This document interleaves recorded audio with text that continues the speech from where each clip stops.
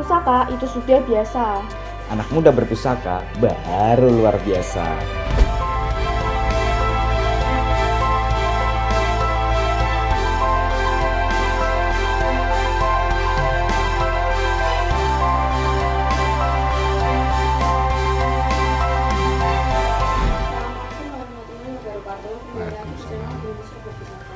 Di episode kali ini kita akan membahas salah satu pusaka Indonesia yaitu pedang ya Pak. Ya, semacam itu.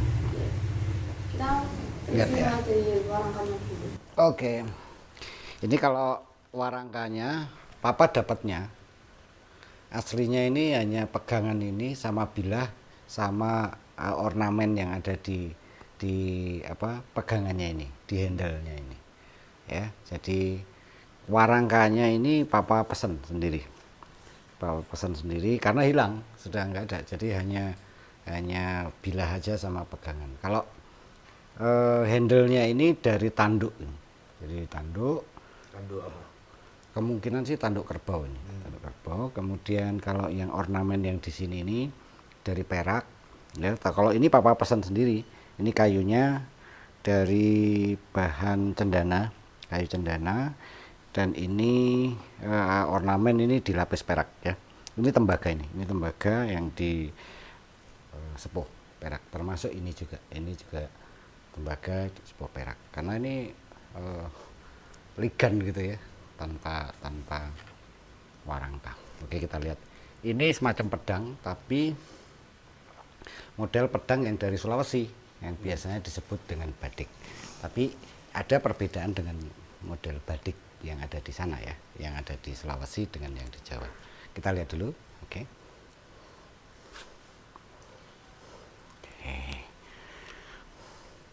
Badik ya, pedang. Artinya nih. Pedang. Ya, badik itu adalah senjata tradisional yang dari Sulawesi untuk suku Bugis. Nah, modelnya kayak pedang begini kan. Tapi memang cirinya handle-nya ini agak miring turun gini, ya, miring turun begini. Nah, ini ada ornamen tatahan yang sangat bagus. Tapi ya, yang sedikit berbeda dengan badik. Biasanya kalau badik yang di Sulawesi yang umumnya itu biasanya pendek, pendek dan lebih ramping, lebih kecil gitu. Kalau yang panjang-panjang ini perkiraan papa ini model badik tapi yang dibuat di Jawa ya, jadi ini perkiraan juga kan. Kalau melihat bilahnya ini kan bilah model Mataram, model keraton Mataram ya. Jadi modelnya persis dengan badik, tapi mirip juga dengan pedang Suduk Maru, tapi lebar bilahnya itu, ini lebar banget. Nah, ini modelnya model badik. Kalau dari sisi bahan materialnya memang material zaman Mataram ini ya. Jadi tetap ini ada selorok baja, terus ada besi yang hitam dan ada pamornya. Ini pamornya meteorit juga ya, meteorit juga. Terus memang dalam cerita-cerita sejarah dulu dan sekarang pun ada peninggalannya itu, kalau di daerah Yogyakarta itu ada Kampung Bugisan. Nah, Kampung Bugisan itu dulu ceritanya itu tempat tinggal untuk pasukan perang yang berasal dari Bugis. Nah, Berarti bisa jadi memang materialnya di Mataram itu orang-orang Bugis dari kerajaan yang pindah ke Jawa itu membuat keris di Jawa. Mungkin bisa jadi begitu. Jadi memang dulu kan pada zaman abad ke-17 tahun 1600-an itu di Sulawesi kan ada kerajaan besar dipimpin oleh Sultan Hasanuddin, ya kan. Sultan Hasanuddin itu perang melawan VOC. Nah, namun kerajaan yang ada di Makassar itu bisa dikalahkan oleh VOC. Nah, sehingga banyak tentara-tentaranya dulu yang migrasi pindah saat itu ke daerah Kediri, ke Jawa Timur. Nah, terus ikut berjuang juga di daerah Jawa ini. Akhirnya masuk dalam ketentaraan karena sebenarnya pasukan dari Bugis itu kan memiliki kemampuan militer, ya. Dan bahkan dalam sejarah juga tercatat ada pasukan yang dari Sulawesi itu yang dikirim oleh Adipati Mangkunegoro I, Pangeran Sambernyawa waktu itu mengantar istrinya yang dikembalikan kepada Sultan Hamengkubuwono I itu dikawal oleh pasukan perang, ya, yang itu disebut pasukan Daeng gitu kan. Pasukan Daeng. Jadi, nah tapi setelah mengantar mantan istrinya itu putrinya dari Sultan Hamengkubuwono I, nah, itu dikembalikan ke sana, malah kerasan tinggal di Jogja. Nah itu keturunan-keturunannya sampai sekarang masih ada, makanya di situ ada kampung Bugisan. Jadi memang sejarahnya ada. Nah kemungkinan ini model badik, tetapi dibuat ini di Jawa ini, di era Mataram dulu, karena kan tahun 1660-an kan yang migrasi itu Jawa, sehingga memang dimungkinkan itu dibuat di sini, ya. Pamornya itu pamor apa, Pak? Kalau melihat modelnya kayak begini ini, Bapak cenderungnya ke pamor ngulit semongko. Ya, ngulit semongko ini kan agak agal-agal, artinya bulatan-bulatannya itu agak lebar. Ya seperti kayak kulit buah semangka. Ini modelnya begitu, dan di tengah-tengahnya ini masih ada hitam-hitam, ini besi gitu kan. Ini masih ada besinya, tapi memang ini terhitung cukup rapat ya. Kalau di sini ini bisa dikatakan ini ngulit semongko, yang di sini kayak pedaringan kebak gitu kan. Bisa jadi ini kan karena aus ya, ini pedaringan kebak, di sini ngulit semongko. Tapi ini kalau keseluruhan ya, kalau Papa sih nyebutnya ini ngulit semongko pamornya gitu. Nah terus kalau dilihat dari pamornya yang cukup penuh, buatannya yang bagus gitu kan, ada ciri-ciri untuk pembuatan yang dibuat oleh Empu Terkemuka Keraton itu, ada ciri khususnya kalau pedang-pedang gitu. Jadi kalau yang Papa lihat ya, bisa jadi berbeda dengan pandangan dari orang-orang lain gitu kan. Biasanya di atasnya itu tidak rata. Kalau yang biasanya rata, tetapi kalau untuk yang empu-empu terkenal zaman dulu itu ini agak naik ini. Ya, ini jadi tidak rata gini, yang tengahnya ini agak menonjol ke atas. Di sini sampai ke sini. Ya. Nah, jadi memang ini kalau yang ini lurus ya. Enggak, ini ada menonjol. Ada menonjolnya ini dikit. kelihatannya kan lurus nih. Enggak datar.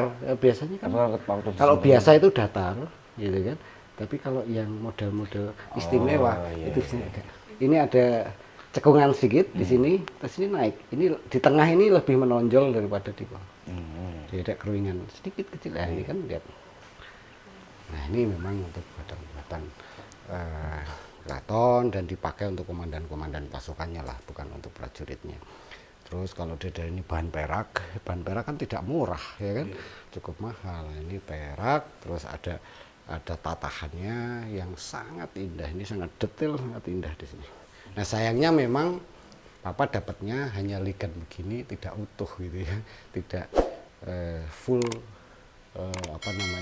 dengan warangkanya. Warangkanya sudah rusak sih. Ya, dulu dapat di mana ini? Papa dapat dari teman Papa ini, dan dapatnya memang masih ligan begini. Dan begini. Memang udah warangkanya rusak parah. Enggak ada warangkanya. Oh, memang enggak ada. Memang enggak ada warangkanya. Berarti ini termasuk keris temuan atau bukan?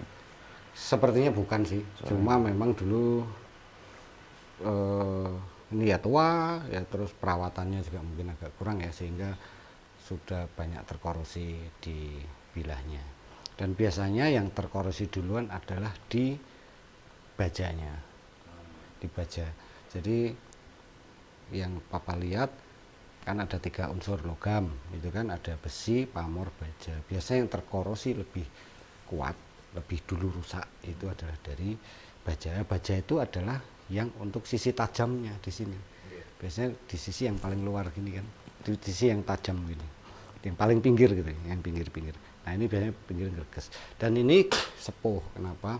Salah satu ciri-ciri Tosan Aji tua itu biasanya setelah selesai dibuat itu dilakukan proses namanya penyepuhan. Penyepuhan itu adalah penuaan dari bilah keris agar keras, tajam dan kuat. Nah, caranya biasanya apa?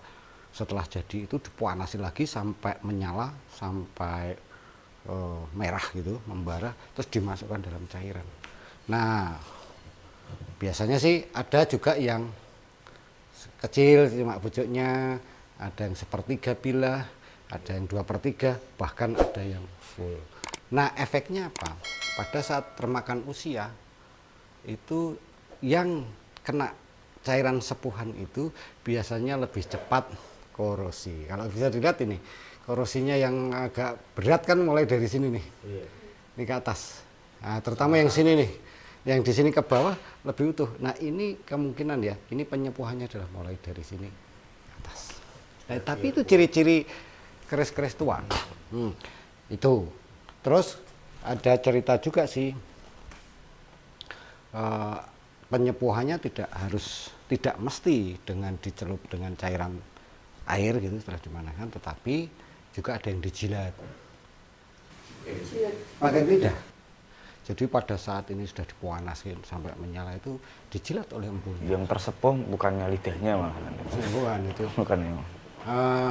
Ilmu itu dia punya ilmu pasti. Iya. Dan papa yakin, kenapa? Yakin itu dilakukan karena apa? Itu empu zaman dulu ya. Teman papa aja zaman sekarang juga ada yang mempunyai ilmu itu. Jadi besi dipanaskan sampai membara itu dijilatin gitu. Papa lihat gitu, dan itu memang benar, apalagi zaman kuno dulu. Nah, biasanya ada di tempat-tempat tertentu kayak begitu. Ada juga kan pedang yang sepuhnya itu, maaf ya, itu pakai bibir gini. Jadi dibeginikan terus nih. Nah, itu biasanya di pedang. Nah, itu terus di dalam bilahnya ini ada bekasnya, jadi kayak bibir gini. Bolang, jadi bolang. Itu menggunakan bibir. Jadi kayak mulut semongko. Bukan, jadi itu kelihatan nanti korosinya ya lebih korosif yang ada kena sepuhan dari bibirnya. Itu. Nah, itu untuk apa ya? Untuk mengeraskan, ditambahin doa-doanya lebih kuat di situ kan. Gitu ya. Oke. Cukup ya? Ya. Cukup sekian buat pembahasan batik kali ini. Jangan lupa like, komen, dan subscribe. Orang tua berpusaka itu sudah biasa. Tapi anak muda berpusaka baru luar biasa. Terima kasih. Wassalamualaikum warahmatullahi wabarakatuh.